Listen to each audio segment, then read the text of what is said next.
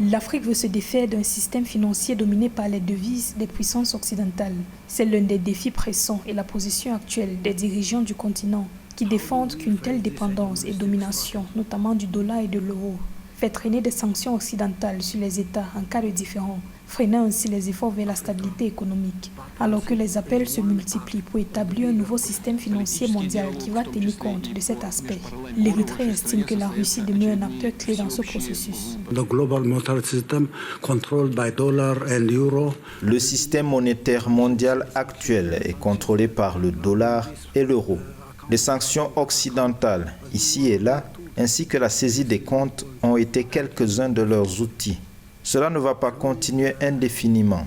Nous avons besoin d'une nouvelle architecture financière à l'échelle mondiale, celle qui n'est pas contrôlée par l'euro, le dollar ou par d'autres monnaies. La Russie a une mission historique à effectuer au nom de tout le monde. On behalf of everybody. Le Zimbabwe, l'un des pays africains sur lesquels les effets économiques des sanctions occidentales sont très visibles, porte également ce plaidoyer pour la restructuration de l'architecture financière mondiale, très dépendante du dollar américain.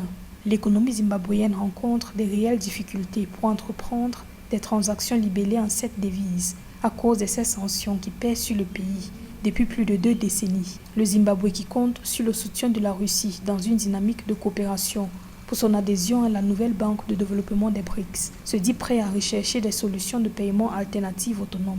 In view of the sanctions imposed on both our countries, compte tenu des sanctions imposées à nos deux pays et des difficultés qui en découlent pour entreprendre des transactions libellées en dollars américains, le Zimbabwe est d'accord pour rechercher des solutions alternatives autonomes et l'utilisation de formes alternatives de paiement pour diverses transactions. En réponse aux appels des dirigeants africains, la Russie, qui est également sous le coup des sanctions occidentales, et qui prône un système financier international décentralisé, a lors du 2e sommet Russie-Afrique, réitéré son soutien aux pays du continent pour faire aboutir ses plaidoyers dans une nouvelle ère de coopération stratégique. Nous sommes vraiment prêts à travailler main dans la main avec nos amis africains pour l'avenir, pour construire une coopération et un partenariat véritablement stratégique. La Russie et les pays africains s'unissent pour la formation d'un ordre mondial multipolaire juste fondé sur les principes de l'égalité souveraine des États. Réformer l'architecture financière mondiale va participer à limiter considérablement la dépendance des États africains, qui est l'un des objectifs de l'agenda 2063 de l'Union africaine.